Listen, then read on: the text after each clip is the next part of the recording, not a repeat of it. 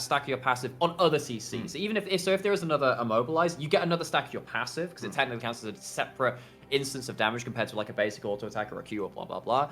So with Nautilus at level 1, you do get 2 chances to get that, lots of move speed, lots of chance to chase people down. However, that's great for the 2v2. As we said, let's check how it goes later into the game. Honey has not typically picked up this champion. Remember, he only started in the spring 2020. He's not as tenured as someone like Youthpon. Starting to get some real games under his belt, but only 2 on Samira. 1 a win, 1 a loss. All right, well, Samira's always been a champion where, outside of when she was utterly broken, 2020, baby. That requires certain comps, certain setups to make her work because of how aggressively you have to play her, how deep you have to dive for her. But when you do get the options, you are the Katarina of AD carries, where you have multi-kills written in giant glowing Las Vegas-style neon letters above your head. Namely the letter S, actually, specifically what it is. It's the SSS super sexy style. Exactly. I am very ready for heavy metal and references to Dante and Nero coming out. The devil may cry, but DFM might as well. We'll find out whether Honey can make that happen. I think the cleanse here, very smart as well. It does mean the entity with the ignite, though, means there's no heal or anything to keep that player alive. Yutapon has gone towards the heal himself this time, not a cleanse. So that will be the slight discrepancy there. So, anything else you really want to pick out here from the summoners or anything feeling pretty normal aside from that? You know, and again, when it comes to Sengoku, we talk about 2 players in particular. Again, that bot lane, Honey, needs to have a big performance on this champion. He has had huge, monstrous performances before. Actually, I've just been checking up some of his career stats. His highest DPM game of all time was a game versus V3 when he was still on Axis, where he had 1,581 damage. 1,581 damage at DPM. That is absolutely topless of AD carry. That is getting towards some of the greatest DPM counts of all time. But the other person is Jet. Now, Jet, early on in the laning phase, has been doing better, but as you can see, starting to take the worst end of this trade.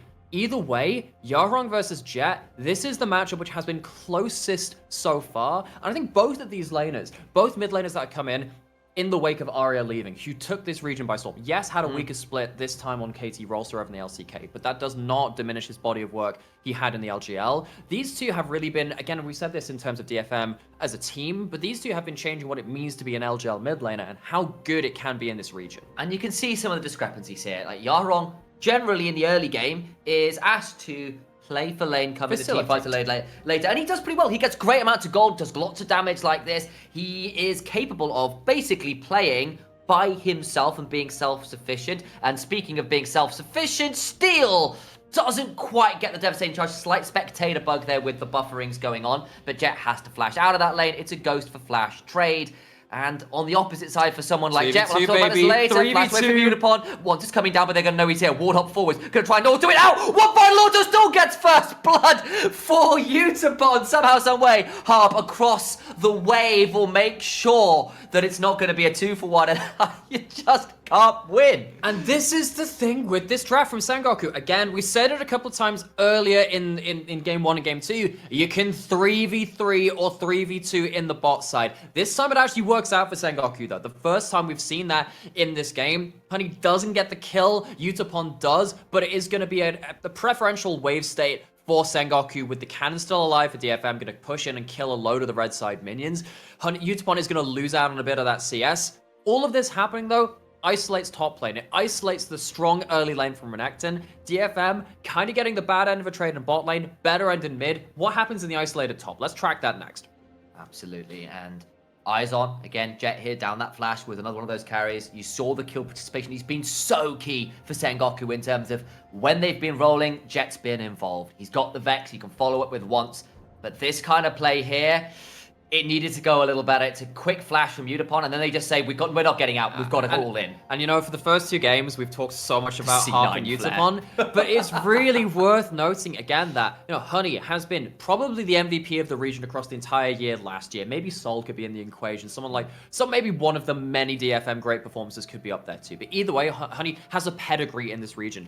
NT, consistently top 3 too. Very rare. He's only missed, I believe, the top 3 margin once in his career, and he's been around for a while too. Sengoku have their own veterans, And you can see why, again, that comes in so important in this game. They're down 2-0, crushing 2-0, but they have that mental fortitude to come back and say, all right, let's hit them hard in game 3 and let's hit them early. At least they've got something going in the early game. Much better than game 2 and 1 so far for the first couple of minutes. Absolutely, and there are some summoner discrepancies in this bot side. Namely, Honey has both of his available compared to a big lack of them right now for DFM. But in trade, they did get the early Scuttle Crab that Steel picked up. They put down early wards to try and stave off any repeat ganks, which you know Once will be looking for. He's clearing towards this bot side again. It's expecting maybe 2 minutes or so, maybe even shorter if you decide to skip stuff to make that happen. I know in the last kind of little tirade I was going, a little bit around, I was like, wow, yeah, great bot laners from Sengoku to veterancy. Once on his Lee Sin is obviously in this equation too. Once his Lee Sin has been somewhat of a, it's been a boon and a bit of a negative for him as well at points where he's occasionally forced it into bad points. But once this split has had a huge revival. This is a guy that was on the awful roster of Burning Core last split, the one which couldn't get anything going. But leaving that team, going into new pastures, both teams have actually come out from Here we go. positive to that. And once again, speak of the devil, he'll come and 3v3 the spot side. 3v3. How deep does DFM go? They're going to get trade onto NT. They're just going to back out from here. They're going to get a hook onto Harp. Remember, he's down the summoner. He's going to try and turn this around. Honey won't get that much down. It's an ignite out of NT. I'm just going to back away from this one. Steel might face check once, but I don't know how much Once wants this. Still thinking about hopping forwards. It's just some face checking, some posturing. Jet's as you can roaming. see, Jet roaming will land the Sonic Wave, but he's gonna ward hop back away with the safeguard. There's the hook. Does land the hook. That's a dead Udapon. It's a dead Udapon, and even though at the start of this play, Once misses the Q on the juggle target, doesn't matter. DFM go for that 3v3, and you know, sometimes they have found themselves in this situation. They want to outplay, and now Jet has the ult. We'll continue trying to get forwards. They're going to try and get the Q now as well. Flash forwards from Once will get him another kill. That's great news from Sengoku Gaming, their first early game lead all series long. You cannot count this jungler out. Once 3-0 on the board, and DFM, for the first time, starting to fall behind the early game. Actually, again, and we're going to keep saying this, the LJL is not a region which plays through early aggression, but Once is one of the few players that really adds an asterisk to that and say, the LJL doesn't play through early game unless you got this guy on your roster. Ebby does take the opportunity to invade and steal away the red buff, which is something will certainly make his lane into Paz a little bit nicer, but the roam from Jet, the 3v3 that DFM couldn't quite disengage from, really hurts them there. And now you've got a 3-0 Lee Sin. It's Once's Lee Sin to boot. And that is a scary prospect. And remember, we put the onus onto DFM to play through their early game, play through that, or at least have an early game lead with the 2v2, and then Renekton. What's Renekton doing? He's forcing a flash, taking a good trade, but again, this Renekton will fall off at some point. Will be very important in those 5v5s. Let's look a little bit further at this point, because Sengoku have done the first part of the equation. They've gotten their AD carry into the game. That's something that they haven't done in the first couple of games. That's going to change the outlook of this one fairly heavily. What's going to happen when it gets towards those 5v5s, though? What happens when Renekton is playing around their power spikes? Because for me, this team fight is going to be about, is Honey going to get point and click CC'd, and is Jet going to be able to survive as well? He does have the flash and manages to get the devastating charge. Buffer is what we'll call that one. And he does get out, but it is the summoner down again. Reminder, summoners in bot lane now back up for the likes of Udapon, so a little harder to punish that. Remember, they still didn't get any plates because of the wave state, which is going to be a slight frustration, I'm sure, for Honey and crew. But they're going to take this opportunity now to maybe invade onto the Raptors, which Steel stole on the other side just prior to the mid lane gank, as Harp might now find himself in a bit of danger as well. He's got himself a flash, but is level 6 on Once.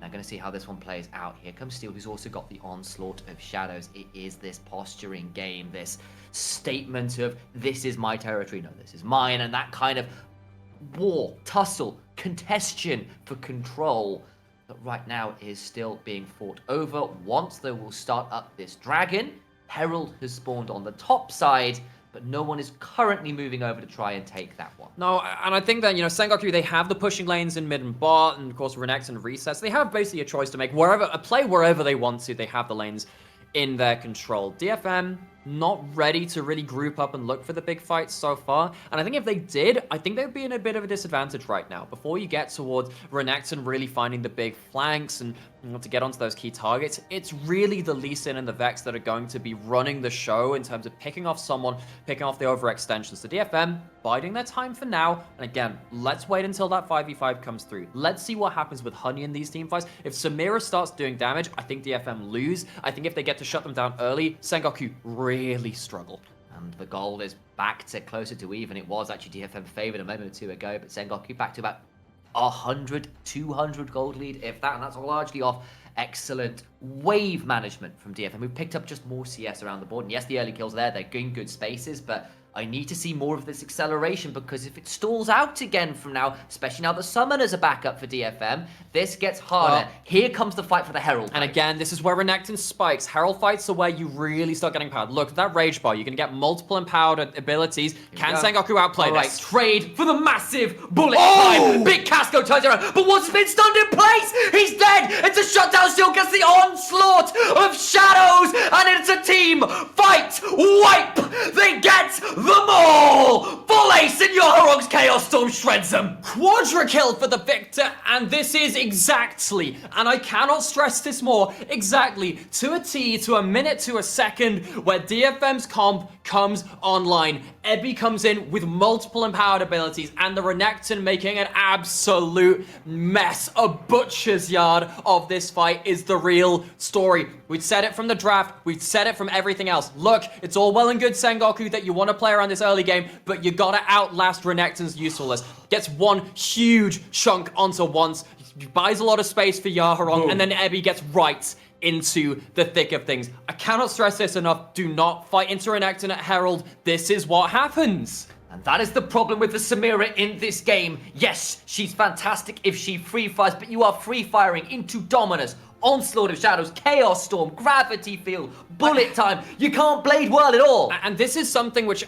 I have to criticize from Sengoku for not knowing how these compositions interact. You can look at your own 5-man unit and say, what happens when I reach these items? You gotta do the same for the other team, because when Renekton as a champion we've played against for so many years at this point, and at this current iteration, Renekton spikes around the first Herald fight and then falls off heavily at that point. You just gave a boatload of gold to this competition, which didn't need to happen. You could have given up that Herald, play around some later spikes, and it feels like Sengoku have really thrown themselves into the ditch here. At least now they've still got some summoners to play with. Yudapon, Yaharong, even Steel right now, of course, with only the Ghost, is down those summoners, and that means that potentially there's a punish window here available. NT's in this bush down here, maybe looking for exactly that. There'll be the Hex Flash looking to try and get onto Yudapon. It's a decent depth charge. Down comes once. Yudapon under the tower, trying to get forward. Oh, the hook! Forward. It's a great hook. They're going to get under the tower. Gets the kick, and now they're going to get back out again. Wild rushing away. Jet does miss the Shadow Surge. No, he doesn't! And he gets another. The punish is there. Finally, they get it. Sick play from NC. Gets the hook,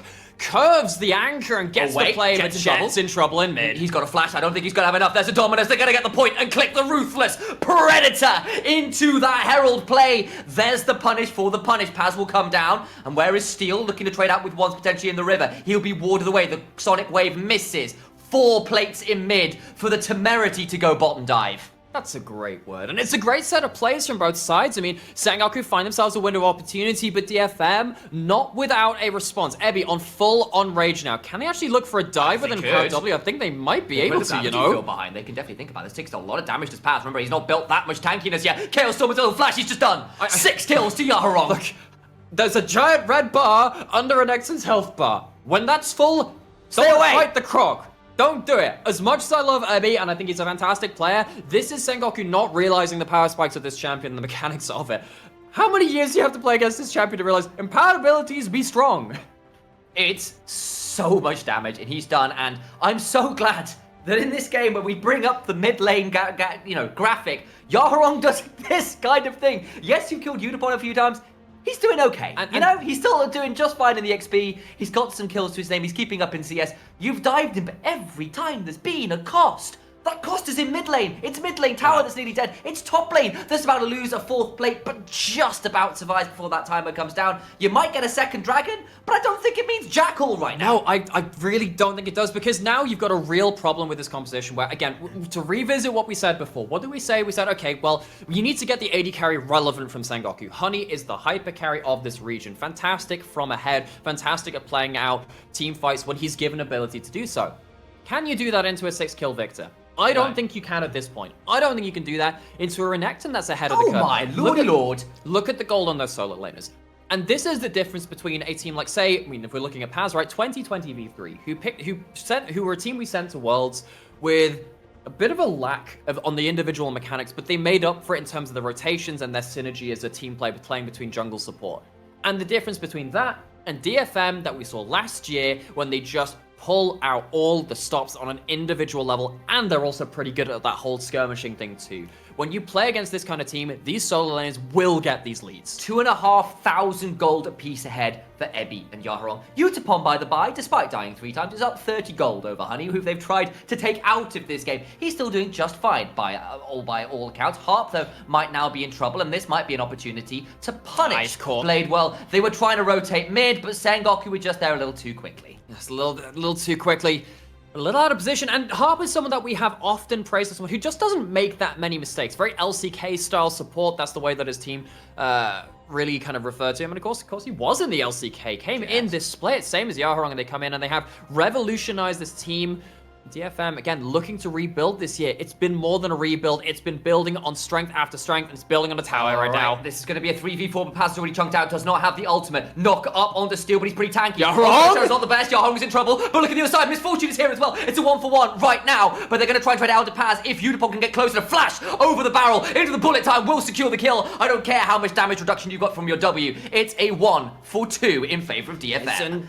Jet pulls out the ult at the end, maybe trying to get a little bit more damage, but at least they shut down the Victor. That's a big shutdown to get. I'm actually not sure who that kill went to. If he went to once, I mean... Ooh, actually, maybe he went to Jet. I'm not sure. I was about to say, there are a couple... I need to see who that really went to. We'll find that in this replay, because that extra lump of gold is going to be 1,000 shutdown. You got to imagine after that many kills were picked up. But this is DFM, again, trying to play around some of their power spikes, utilize the Renekton, getting that priority, and just shoving in across. And Yaharong doesn't have a flash, does a decent job of getting down at least a good amount of damage while he's falling through, but with that Q missing, it allows the extra laser to come out, allows that ultimate to come out, but yeah, it was. The kill goes to Jet. That's actually pretty big, all things said and done. DFM come ahead in terms of the amount of gold earned in the play, but the shutdown going to a key member of Jet, pretty important here. Those mid laners, we highlighted them earlier. It's nice to see them being pretty critical right now. Of course, quick roam up from Utapon allows for that trade back, but got to see whether Sengoku can continue making plays like this. It hasn't gone quite as well as they would like, but even so, this is the closest game we've had all series long. Once is Lee Sin, now at 1.5 items, can maybe be a carry threat. They can get a hold of this bot lane tier 1. That's great news for them, as Jet is bush camping, but Harp is around to try and punish should the Vex decide to step forwards. And, DFM... Now I'm going to move on to the next phase of this game. There's going to be NT around. They're going to flash out, but they're going to have to pull back around. It's a fantastic turnaround. Chaos Storm is there, but he's got to flash out inside Jet. Just about to survive, but the Ignite! Ooh! Takes him down. Not quite enough. The level up, I think, just came through. He'll stay alive. Flash for Flash. Harp uses his. Jet burns his in trade. It's a teleport from Paz as well, though. Yes, and again, just DFM... Even if they're not getting kills, we saw this a lot in the last game, just taking preferential trades, so Sengoku don't have any ability to make aggressive plays. Now, if Jet is doesn't have ult, if he's not out on the map, if he's not able to push out waves and look for angles to actually fire the ult off and punish the over-aggression, then what do they do? What do they do at that point? You don't have the ability to really start a lot of these players because DFM are already pounding you down into the dirt. Flash for Flash, but then you also got Herald. You also get a steal on the Rebel. You get this bot lane tier 1, which Paz had managed to try and get a hold of that. Paz burned the teleport after getting the tier 1 himself down there. It's just the extra stuff. Yes, you stop the kills coming through, but it doesn't come for free. Ever.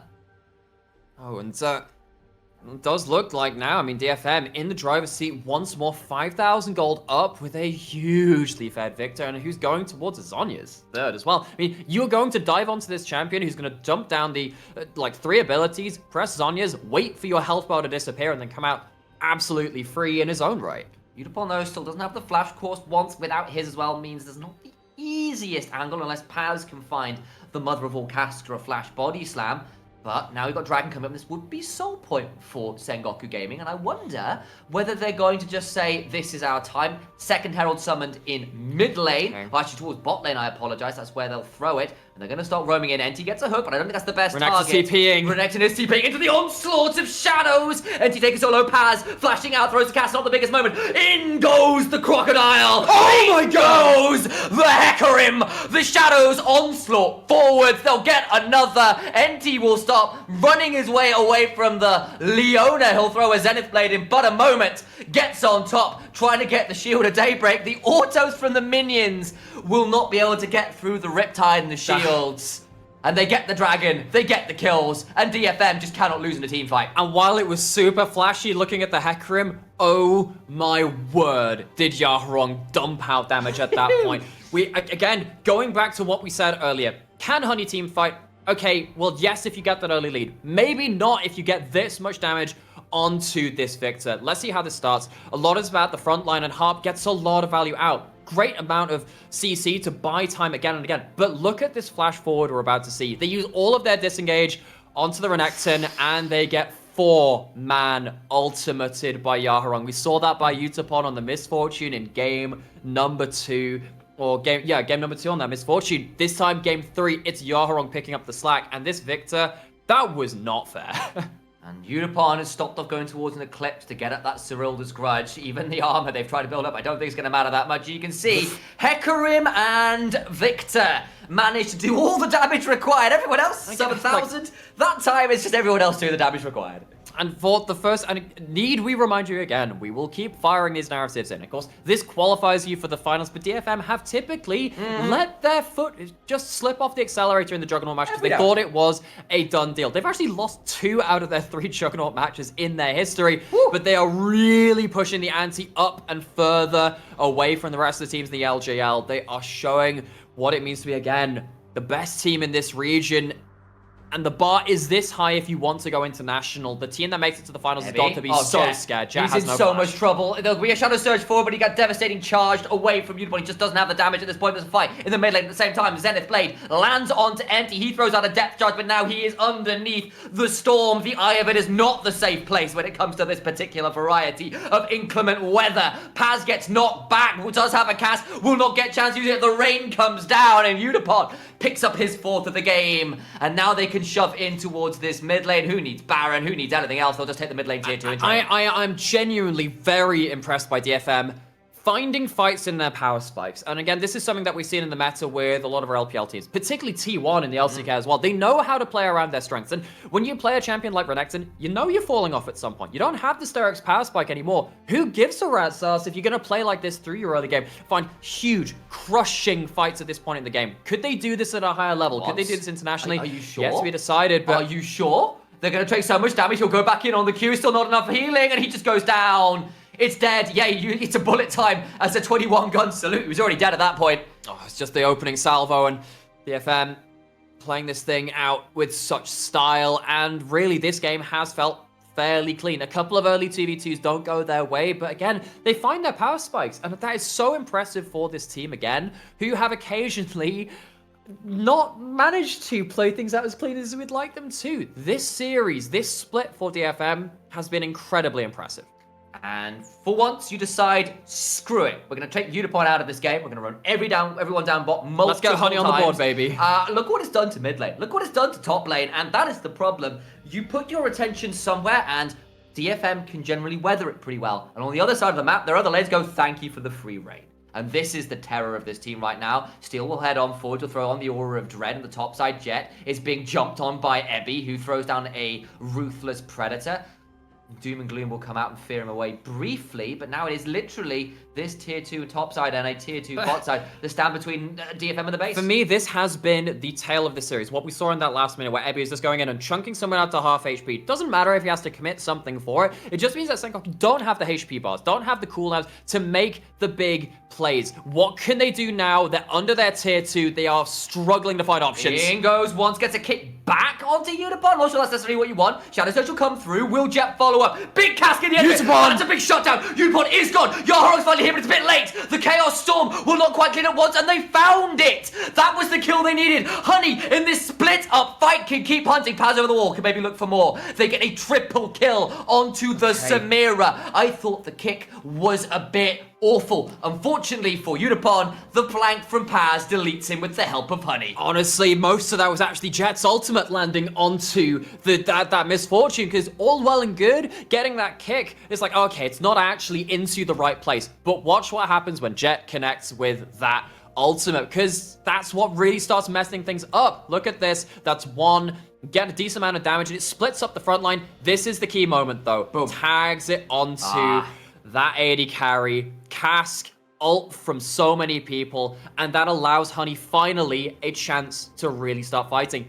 All of this happens with Victor not there. They still lose a couple of kills, but that's the first good fight they've had almost in this entire series. It feels like the problem is now the flashes are back up, and I don't think it earned them a Baron. It didn't earn them a Dragon. It's well and good getting these fights, but if you don't get the objectives afterwards, it's a problem. Jet's ultimate now back off cooldown, but he's got to deal with this Renekton who's on his face. He's going to try and get away with the blast cone. Doesn't have to burn anything more. Not just yet. And Ebby now has to be this mid-game to late-game Renekton, who's going to struggle to have as much value. A lot of this is going to have to come down to Yarhorog. What's going to happen with him? We talked about Honey and his importance to Sengoku, but the thing is, the main person who's taking him off the board is going to be the huge Chaos Storms coming through. Watch Yarhorog, see how much damage he gets out in these fights. It's been a couple feel-good moments for Sengoku, but feel-good does not win you games. It does not win you objectives. This could be it. You lose this fight, you end up away from that soul point. There's Baron on the table. There's inhibitors available. There's a Hex Flash forward for Honey to get a solar flare. Doesn't stun anybody up, but he does force people away. Bladewell now down. Paz chunked out. Enti chunked out. It's a decent turnaround from Jet, who gets a 4-man fear. That'll be a shutdown on the steel. Can Honey keep Honey? He's going to the back line, but the Bladewell is still down. He's dead. Utapon gets those one. Look at Ebby. He's still full HP. Once gets a heal. He's going to try and heal as much as he can. It's a Mistral Bolt alone. A triple for the Crocodile. Renekton will not be able to secure anything more. It is a 3 for 4, but DFM stands strong. They do, but you can see what happens when you get past a certain point in this game. DFM can't always find these wipeout fights because their front line doesn't scale massively well. If you don't get everything working at the right point, you're going front to back without a flank, sometimes one of these carries will slip through the cracks. This time it's actually still going a little too deep. NT, Jet finding a lot of time to buy space. Paz also in the equation. Casks away some of that backline, and Honey has stacked up his passive at this point. Gets to get the reset on the Wild Rush, the extra mobility. Very, very strong. But again, we talk about how hard it is to team fight into this Victor. Dives in, looking for that moment, and doesn't quite find it. Yarhorog takes him off the table. And once desperately tries, because at this point it was a 1 kill and that was it. You got once managed to pick up a couple with a key use of his ward hop with his Q, but it's feeling a little bit desperate in some ways. They're getting some stuff, but it's not quite enough. And when you're burning Bladewell early, going in afterwards is so difficult unless you can find more of those split up fights, a little bit like you find around that top tier 2. Yeah, you say that, but I mean, it doesn't even need to be a split-up fight, quote-unquote. For me, it just has to be DFM's front line getting wailed on by Honey while he has a chance to stack his passive. Maybe you can get to a point where you can find a gap in Victor's rotation of spells where you can jump onto him. You have an Infinity Edge. You have 3 items on your AD carry, and as it so often has for Honey's teams, he is the focal point. Again, we called it out earlier in the game, but all the gold is on him now. It just makes it that more important. Items. Yeah, just called that out. Yeah, exactly. You've got the Collector. You've got a stopwatch. Got a stopwatch on Jet as well. Can they make it happen? They've burnt a lot of summoners to make this happen. Once has his flash, maybe that's enough, and then goes Steel. They get that top tier 2 NT chunked out. The gravity field comes down as well. Chaos Storm afterwards. So much damage. He's got no way out. He's dead. In goes Harp, and that's pretty damn deep. Solar Flare is down into the bullet time, but it doesn't really do as much as they'd like. Cask in trade to prevent it. Okay, but that is now the Nautilus down. Your primary engage option, you don't have a cask. Is this now just Baron for DFM? You are against the Lee Sin. You need to force him out of the pit. Let's see if DFM find themselves a little over-aggressive onto Sengoku. Potentially that's the option they have back into this. It's a deep, dark jungle to start walking through. You don't have enough machetes quite yet. Ebby, Steel on the side, looking to go in with an onslaught of shadows. There it is. Fear back! Jet goes golden, and now Steel is in a little bit of bother, but he's going to be able to get out. Not quite. Does go down into 1-for-1. Mid laner for jungle. That means the smite is dead. That means the smite's dead. And again, you see DFM, they understand that they didn't have enough to really cleanly get towards that Baron, but they are struggling to shut down Honey at this point. So Sengoku, they're down a hilarious amount of gold. The early game did not go their way, but you can see the roots in. Just a little bit of hope. It's not done yet. It's not done quite yet. It was so close to that one being a bit of a whitewash. Fortunately, there was a stopwatch in inventory with Jet, and he immediately buys the Zonya to take that off cooldown now that he is dead. That's going to continue to be a problem if you get caught out, if you can't control the vision. It's not the easiest face checks from Sengoku unless you want to burn things like the cask. At least you can burn the cask. Yeah, and that's the thing, right? I mean, actually, Sengoku's frontline doing a good job so far. Paz actually fairly tanky. What the difference maker is a lot of the time is, can Yaharong actually save enough cooldowns to threaten the backline as well? Because you can kill the first person on the front line. You saw what happened when NT is stuck in the fight. It's the Nautilus problem. You go in, you die if you're not running over the fight within the first couple of seconds. If you do manage to burn the Chaos Storm, though, maybe that opens up just enough ability for Honey and crew to start turning the fight around. Force of Nature complete for Ebby. He's still up a hilarious amount of levels, which is, with that Death Dance, makes him a surprisingly okay frontliner, but that's the Muramana just completed for Misfortune. She's at 4 items. That's concerning. It's a 4th item in for Yaharong, and that means that, honestly, a solid ultimate from either of these members and people disappear. You got a Last Whisper just in for Honey, but it's no 4th item complete quite yet. Quite well. As we said back in Champions Select, actually, when you see the Wind Wall equivalent on Samira's W coming in, maybe you're emboldened to go towards more of a crit build. It is still going to be that lethality, and it's a lot of items on that point now. But Utapon hasn't had the game-changing ultimates just yet. 4 stopwatches or invulns available for Sengoku down. Everyone but Paz has one available. That's a whole lot of golden. So they are basically saying, we need to win this next fight. They've got the tools for it. Of course, it's not like DFM don't have a few stopwatches of their own, but critically, none on Utapon, none on Ebby. And they need to be able to play this one out. The Baron is going to start to Jet's on vision. Ebby has empowered ability coming up very soon. He's actually running down in his rage. Try and get onto Jet. There's a Dominus down. They're going to try and pinch this one out. Flash forward for that ultimate. The bullet time brings out Pass into the backline. Goes Jet, but can he get what he needs? He's alone. He's flashing away. Into the backline goes Ebby and Harp. Steel gets Jet. All the while Honey goes in, but he's not going to get enough down. He's dead. The Chaos Storm is there, and Utapon still alive. And DFM, even versus every stopwatch under the goddamn sun, get all the kills they need. Oh, it's the closest game of the 3, but I think it's staying at 3. No 4th to be seen. DFM finally get a winning fight in a margin that allows them to take down the base. Sengoku put up a valiant effort. They managed to play onto some of the flash timers, but it's just not enough. There's 20 seconds on everybody that matters right now. Both Nexus turrets being sieged at once. Misfortune oscillating that passive between both turrets will secure an emphatic 3-0 for DFM. You've got to respawn, but once just falls down, it's done, it's dusted, it's 3-0. It's Detonation FocusMe going to the finals again. I am seriously impressed with how DFM came into this Juggernaut match. Considering we have criticized them for being overconfident before, we criticized them for being misreading their win conditions in their comp. This game in particular,